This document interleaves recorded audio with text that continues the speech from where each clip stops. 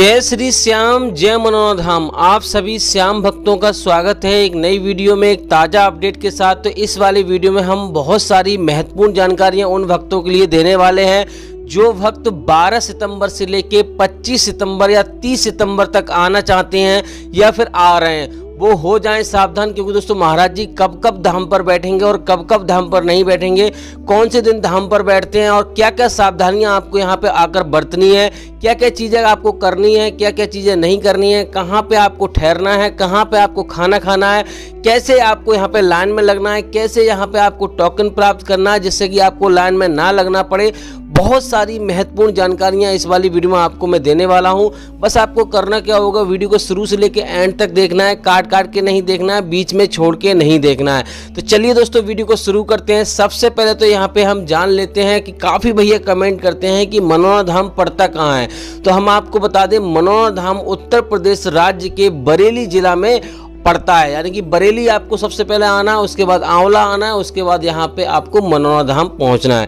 आंवला एक छोटा सा कस्बा है, बरेली बहुत बड़ी स्टेशन है। वहाँ से आपको आंवला के लिए ट्रेन आती है। आप अपनी गाड़ी से भी आ सकते हो, किसी बस वगैरह से भी आ सकते हो, कोई दिक्कत वाली बात नहीं है। सबसे पहले आपको मनोनाथ धाम पहुँचना है। मनोनाथ धाम पहुँचने के बाद आपको करना क्या होगा, सबसे पहले तो आपको यहाँ पर आपको श्याम जल की बोतल खरीदनी है। 51 रुपये से ऊपर जितना भी आप प्रसाद लेना चाहते हो या फिर 51 रुपये का प्रसाद लेना चाहते हो वो आपको ले लेना है।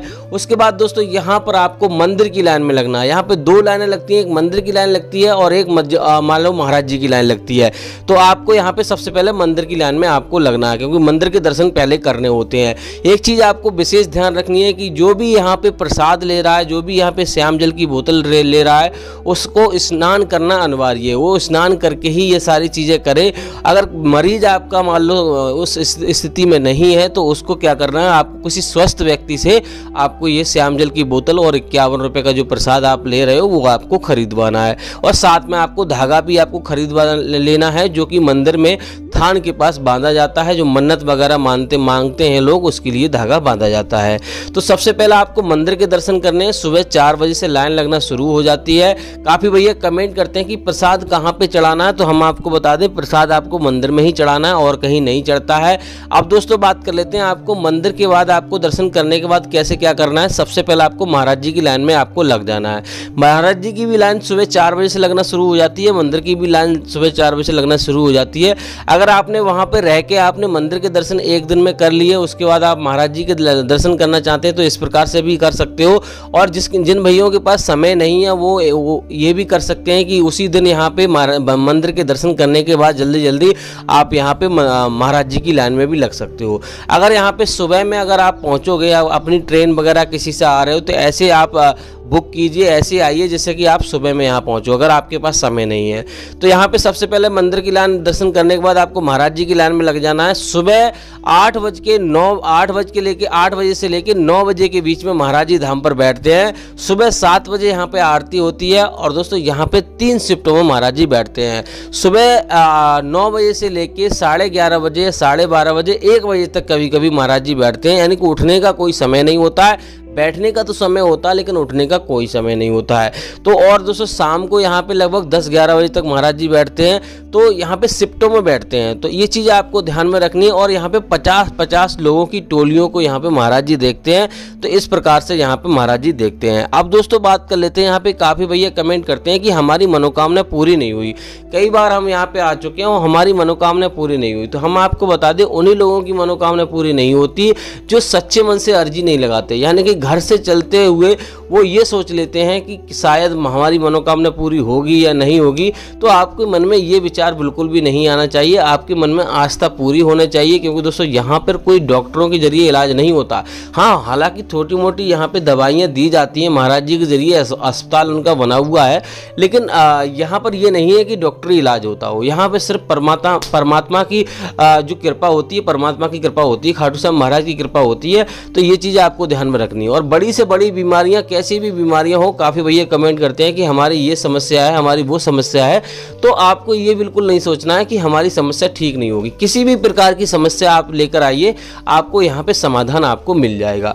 तो ये चीज़ आपको ध्यान में रखनी है। अब दोस्तों बात कर लेते हैं यहाँ पे महाराज जी कौन से दिन धाम पर बैठते हैं और कौन से दिन धाम पर नहीं बैठते हैं, क्योंकि दोस्तों एक दिन ऐसा भी रहता है जिस दिन महाराज जी धाम पर बैठते ही नहीं है। कोई मतलब ना हो, कुछ भी ना हो, कोई काम ना हो, तब भी महाराज जी धाम पर नहीं बैठेंगे। देखो बुधवार का दिन पड़ता है, बुधवार को आपको बिल्कुल भी नहीं आना है।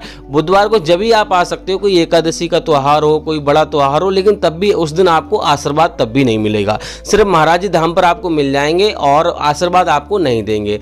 आशीर्वाद तो आपको अन्य दिनों में ही देंगे जो मान लो महाराज जी जब बैठते हैं। तो ये चीज़ आपको ध्यान में रखनी है, बुधवार को आपको नहीं आना है। हाँ, हम बात कर रहे थे आपको सावधानियां आपको बरतनी है, जैसे कि यहाँ पे आपकी अर्जी स्वीकार हो जाए, क्योंकि अगर आपकी अर्जी अगर स्वीकार नहीं होगी तो यहाँ पे आपकी मनोकामना पूरी नहीं होगी। तो सबसे पहली बात यही है कि आपको घर से आपको ये मन में विचार नहीं लाना है कि हमारी मनोकामना पूरी होगी या नहीं होगी।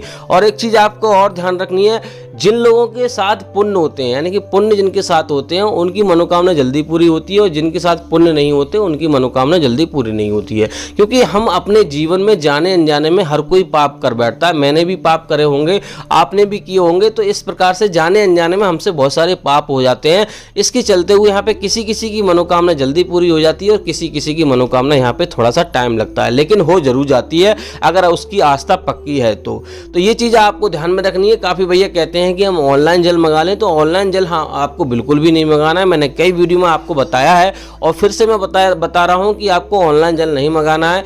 और जो जल आप यहाँ से श्याम जल जो आप लेके जाते हो, यानी कि महाराज जी यहाँ से पिलाकर आपको भेजते हैं और वो बोलते हैं कि घर पे आके आपको सेवन करना है, डेली आपको सेवन करना है। तो उस चीज़ का आपको विशेष ध्यान रखना है कि आपको बहुत सावधानी पूर्वक आपको श्याम जल आपको यहाँ से लेके जाना है। अगर ट्रेन से जा रहे हो, किसी से जा रहे हो, तो किसी के पैरों के तले आपको नहीं रखना है, कहीं भी पैर उसमें ना लग जाएं और कोई गलत व्यक्ति के हाथ में भी वो ना पड़ जाए जो मीट मछली खाता हो। तो इस प्रकार से आपको ये चीज़ विशेष ध्यान रखनी है। आपको इस प्रकार से आपको श्याम जल लेके जाना है। श्याम जल का जो सेवन है वो सुबह किसी भी टाइम स्नान करने के बाद आपको यहाँ पे पूजा पाठ करने के बाद आपको 11:30 बजे से पहले आपको कर लेना है। उसके बाद आपको श्याम जल वर्जित है, उसके बाद आपको नहीं पीना है। काफ़ी भैया कहते हैं कि यहाँ पर हमारा श्याम जल अगर कम हो जाए, ख़त्म हो जाए, तो उसमें पानी बढ़ा सकते हैं, नहीं बढ़ा सकते हैं। तो इसकी जानकारी पूरी तरह नहीं है, क्योंकि लेकिन हाँ आप थोड़ा बहुत पानी उसमें बढ़ा सकते हो, लेकिन ज़्यादा महत्व नहीं रखता। आपको श्याम जल मंगाना ही पड़ेगा अगर आपका ख़त्म हो गया। यहाँ पे दर्शन करने आ जाइए, क्योंकि यहाँ पे अर्जी तो लगाना ही होता है। तो आपको अर्जी लगाने की खातिर यहाँ पे आ जाइए और इसके चलते हुए आपको यहाँ पे कुछ ना कुछ फ़ायदा आपको जरूर मिलेगा। अगर यहाँ पे दोबारा से आप आओगे, महाराज जी कुछ ना कुछ उपाय बताएंगे आपको अगर कोई आराम नहीं मिल रहा है। तो ये चीज़ें आपको ध्यान में रखनी है। आप दोस्तों बात कर लेते हैं यहाँ पे कहाँ पे टोकन मिलता है, कहाँ पे आपको कैसे लाइन में लगना है। देखो लाइन में लगने के लिए आपको अगर स्वस्थ व्यक्ति किसी को लाइन में लगा सकते हो। अगर मरीज आपका लाइन में नहीं लग पा रहा है, जैसे ही आपका नंबर आए तो आप अपने मरीज को बुला सकते हो। टोकन मिलने की बात करें तो यहाँ पे काफ़ी लिखा पढ़त होती है और उन्हीं लोगों को टोकन मिलता है जो ज़्यादा गंभीर होते हैं, ज़्यादा गंभीर मरीज होते हैं, उन्हीं लोगों को टोकन यहाँ पे दिया जाता है। तो ये चीज़ आपको ध्यान में रखनी है। तो टोकन के लिए आपको यहाँ पे सोलर प्लांट के नीचे आपको जाना होगा, वहाँ पे आपको टोकन मिलेगा अगर आप यहाँ पे टोकन लेना चाहते हो। अब दोस्तों बात कर लेते हैं यहाँ पे कहाँ पे आपको ठहरना है। देखो दोस्तों यहाँ पे वैसे तो होटल वगैरह भी बने हुए हैं और धर्मशाला भी बने हुए हैं, और महाराज जी ने धर्मशाला अभी बनवाई है नई, तो आराम से आप धर्मशाला में भी रुक सकते हो। ज़्यादा रुपये का खर्चा है नहीं, 100 से 150 रुपये का खर्चा आता है धर्मशाला में, और होटल का खर्चा रहता है 200 रुपये से लेके 1400 रुपये के बीच में आपको होटल यहाँ पे मिल जाएंगे। वो किस प्रकार का आपको होटल चाहिए, एसी होटल चाहिए, नॉन एसी चाहिए, कैसा चाहिए, जिस प्रकार का आप होटल चाहोगे वैसा आपको मिल जाएगा। दोस्तों बात कर लेते हैं महाराज जी कब से कब तक धाम पर बैठेंगे और कब से कब तक धाम पर नहीं बैठेंगे। तो जो भैया हमारे यहाँ पे 12 सितंबर से लेके 22 सितंबर तक आ रहे हैं तो वो आराम से आइए, कोई दिक्कत वाली बात नहीं है। महाराज जी धाम पर ही मिलेंगे और आगे का जो अपडेट रहेगा हम अगली वीडियो में आपको देते रहेंगे। हमारी 9 बजे सुबह वीडियो आ जाती है, तो हमारे चैनल पे आप नए हो तो चैनल को सब्सक्राइब कर लीजिए। वीडियो अगर आपको अच्छी लगी तो वीडियो को लाइक कर दीजिए, जिससे कि आपको डेली आपको अपडेट मिलता रहे, जानकारी मिलती रहे, आपको कोई दिक्कत ना हो। बाकी दोस्तों आपको कुछ और जानना है तो आप हमें कमेंट कीजिए, उसके ऊपर हम वीडियो बना देंगे या फिर आपको हम कमेंट का जवाब दे देंगे। तो दोस्तों इसी मंगल कामना के साथ कि आपके जीवन में खुशियां बनी रहें, खाटू श्याम महाराज की कृपा हमेशा आप पे बनी रहे। इस वाली वीडियो को यहीं रोकते हैं। उम्मीद करते हैं आपको वीडियो अच्छी लगी होगी। अच्छी लगी तो लाइक कर देना, चैनल पर नए चैनल को सब्सक्राइब